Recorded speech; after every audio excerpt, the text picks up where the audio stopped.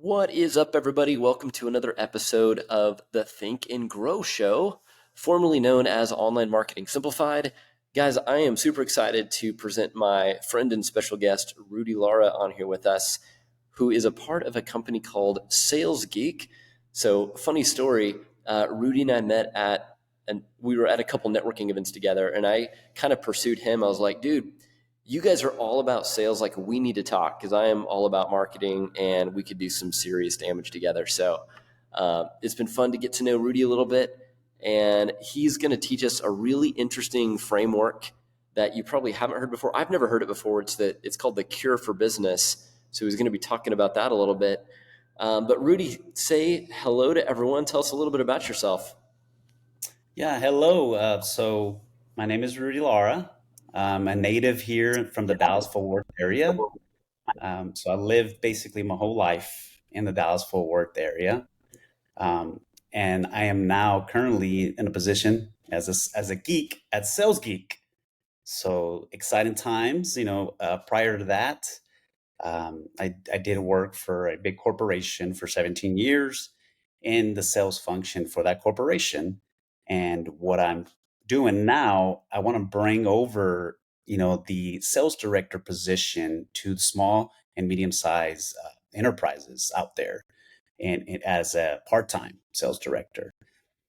Also, I am a married man with two kiddos, two teenagers, teenage boys.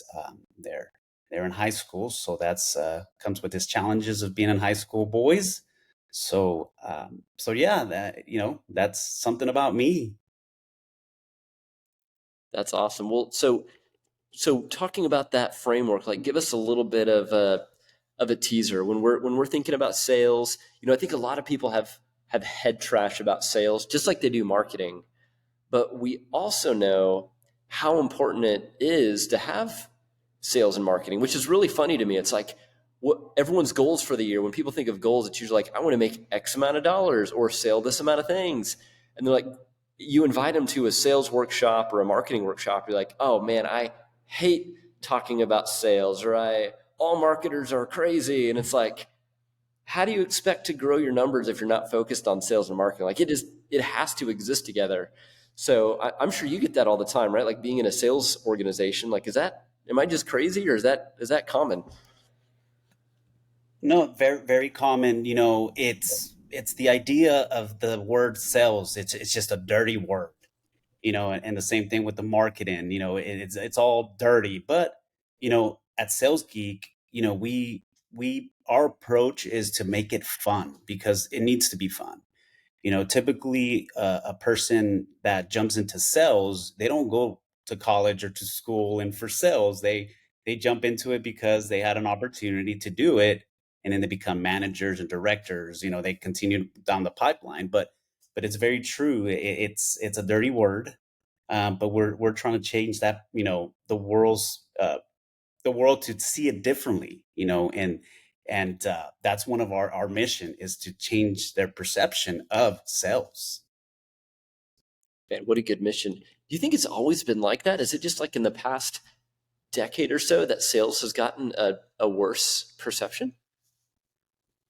Yeah, I think so. I think so because the ultimate goal, they set goals that potentially, the companies that are not, attainable. So that's one thing that we focus with any company. It's a make it attainable, and then move it up a notch. Move it up a notch, but don't make it to where it's like it's going to be impossible for your team to reach. If you're saying your goal is to make $10 million in revenue, but you're at $1 million, I mean, that's a big gap. That's a gap that we come in and tell you the truth that, hey, you have to be reality check basically and set those goals that are going to be attainable. And yeah, definitely that's an ultimate goal, 10 million. But we have to slowly get to that process through the process to get there. I love that your mission is to make it fun. How are you guys making sales fun? Well, with just, the whole idea with the Sales Geek, as well is, we have those fun little glasses, that we have with the arrow up.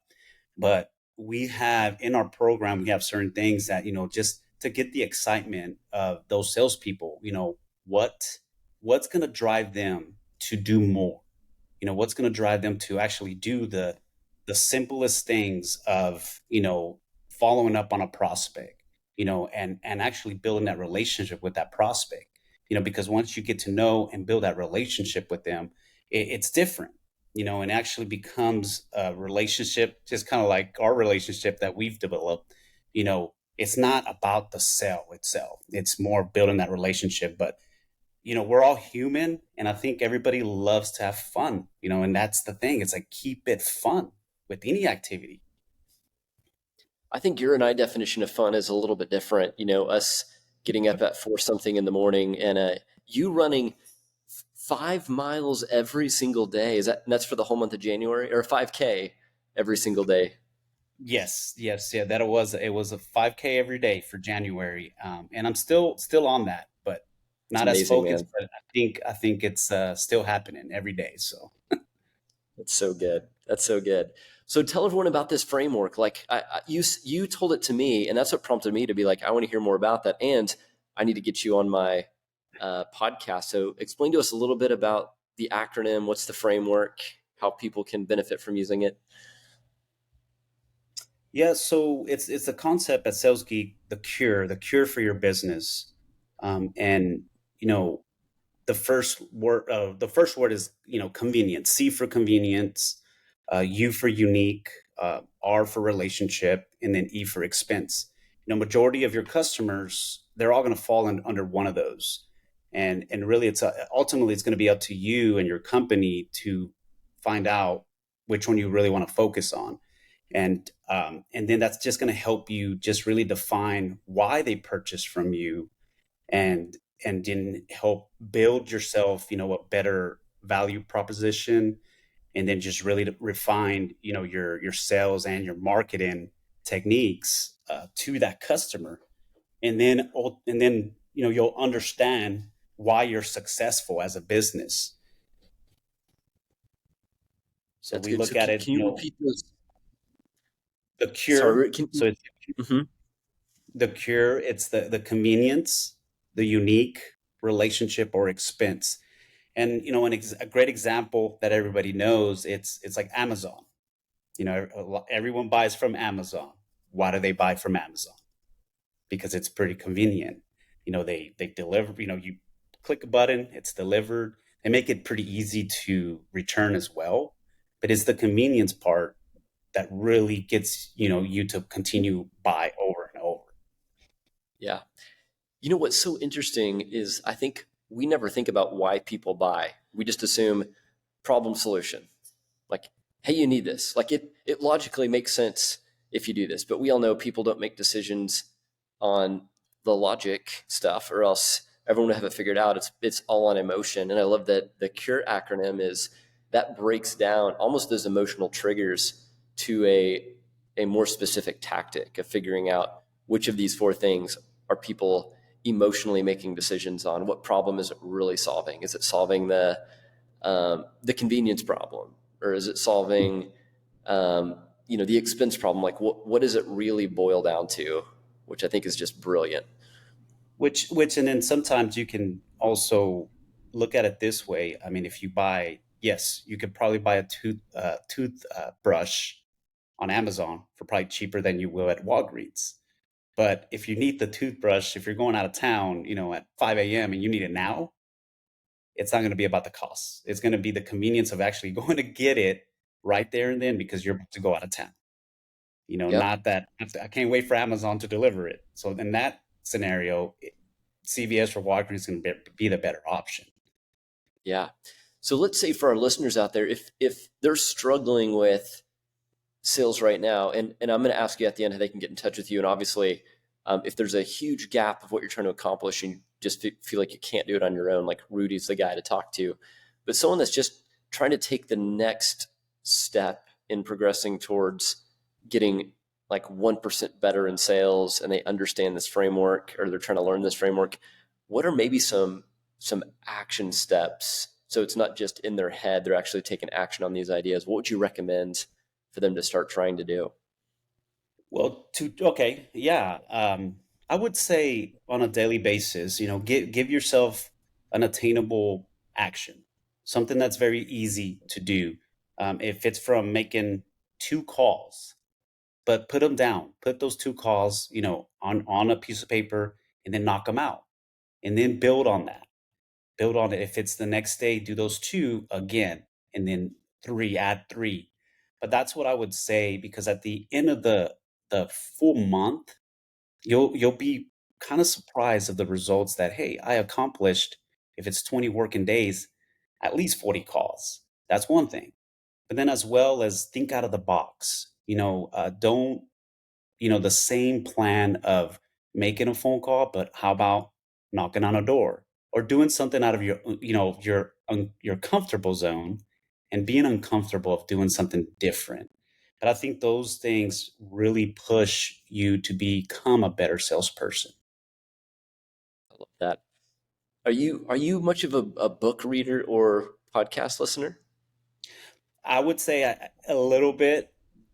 I touched on some books. I think that's one of my ultimate goals. I say ultimate goal, but really it's more of a daily activity that I do now, of reading. So I put myself down to try to basically read two books a month, which January just finished up, and I'm just starting my books for February, which I'm a little bit behind on a couple of days, but it's all about just getting right back on it. So, Yeah, I'm just curious in as you're growing in that expertise as a sales trainer professional, what are there any sales books or books that have really clicked for you that you would just recommend for people on how to think about sales differently?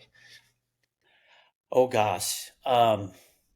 And when I first met you, you asked that question, and I'd said the same thing. I'm like, oh my gosh, there's quite a few books out there, but just the basics of. Oh my God, no, I wouldn't be able to mention one right now, just based off. Yeah, No, I don't have I have a yeah, it's few okay. books, but I'm looking back. Yeah, I would do the same thing. I have so many nuggets in books. Like I can quote one-liners a lot, but then I always forget like which book and when I read it and what it was called and who the author was. But you So know I get what? The activity thing that I said, actually, I can relate that back to is it James Clear, Atomic Habits. Just because you can apply that to anything, and honestly, that can be applied to sales, to personal stuff that you're doing in your own journey, and a lot of great yeah, stuff in that book about just creating good habits and getting rid of bad habits. yeah, that's good. I like that because I feel like, and you're the sales expert, but I feel like especially in like B2B sales, it's really thinking about it as a step by step process. Like you're not trying to jump to the finish line immediately. You're just trying to get the next thing, like move it to the very next step or the very next thing, um, to eventually get to a yes or no. But it's I've always kind of learned in B2B, it's at the end of one meeting, you always want to set the next meeting and try to make it kind of the next logical step that you solve together instead of it being hey, Mr. Customer or client, like, are we going to do this or not? Is it a yes or a no? um, One of the best lines, and again, I can't remember the name of the book, but it was like it's called it's called The Perfect Close by James Muir, Muir. And it's this psychological piece where he says, would it make sense to dot, dot, dot? And so it'd be like, hey, Rudy, would it make sense to go ahead and move forward with this project? And if you say no, then I say, okay, that's fine. What do you believe would be the next logical step we could take? So Hmm. it puts it 100% back in your court to logically come up with an answer, and then you're dictating like what makes sense for you. What do you want to do? You drive the ship. You tell me. Yeah, But I've always yeah. loved that approach. No, and that's a real good one, a good approach to any customer that you're dealing with and trying to earn their business.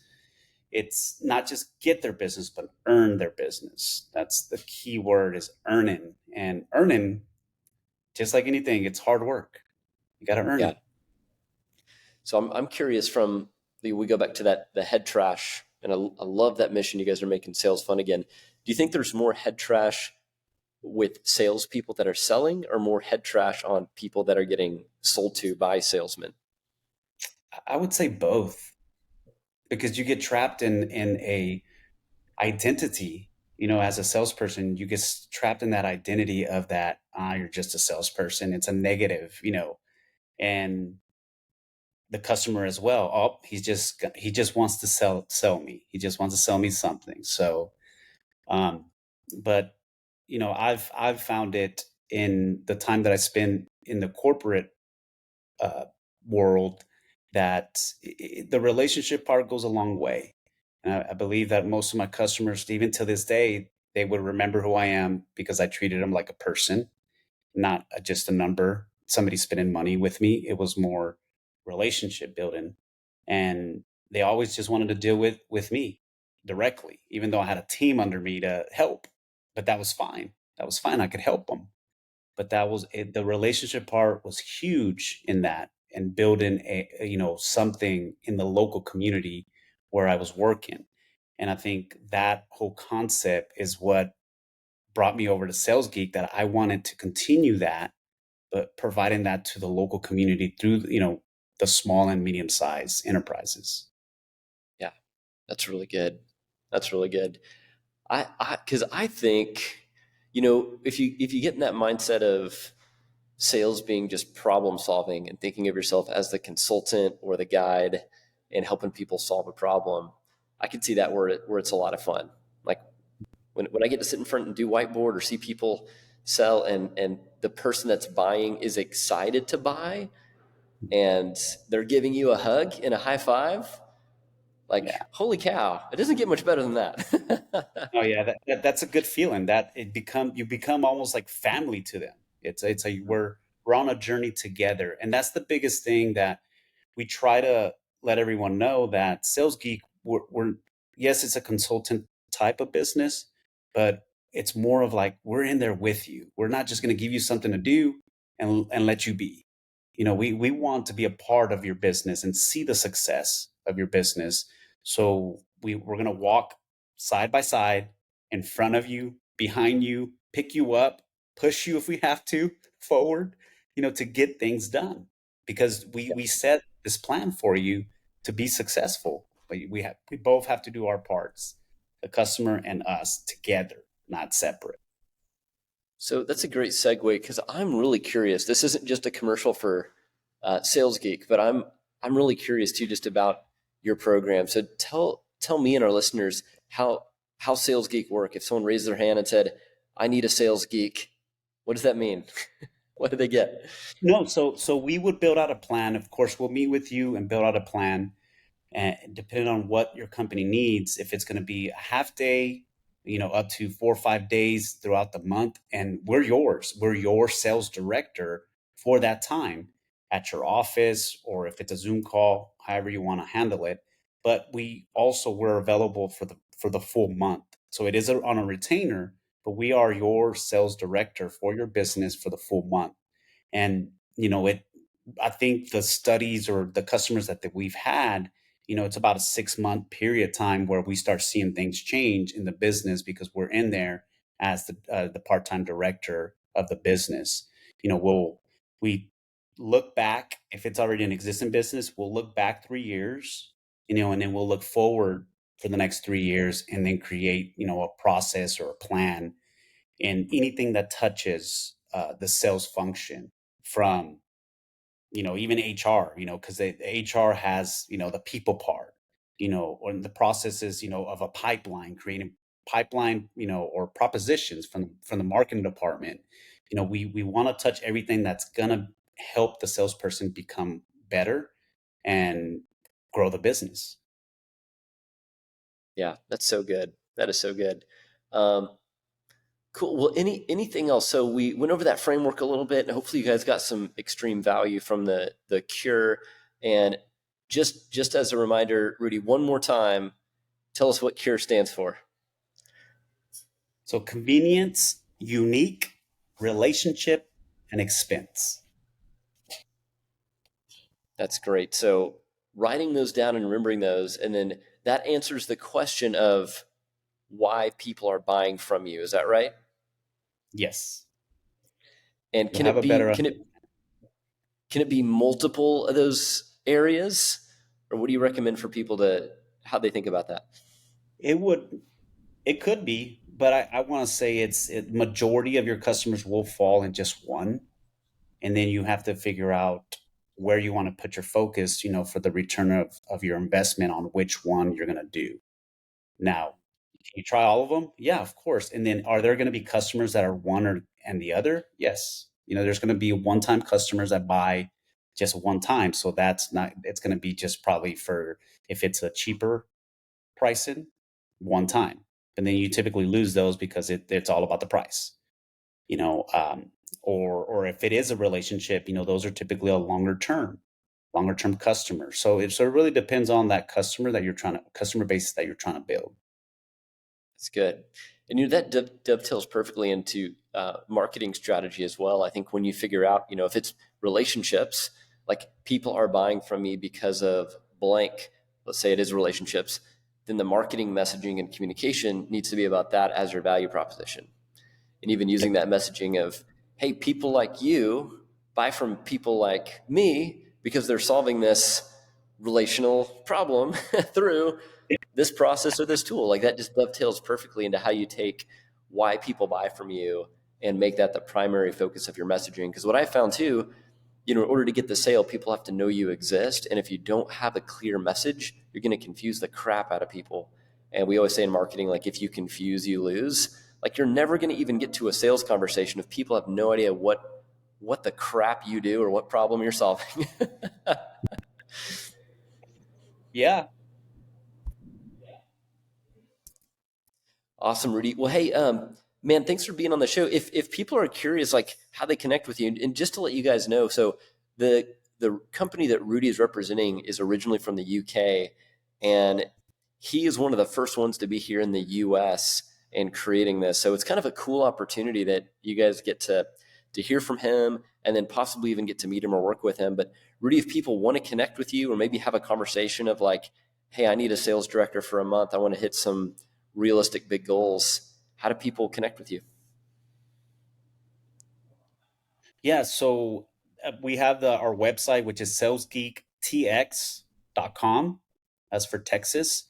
Or they can reach out to me to Rudy, Rudy dot Lara, Lara, at salesgeektx.com.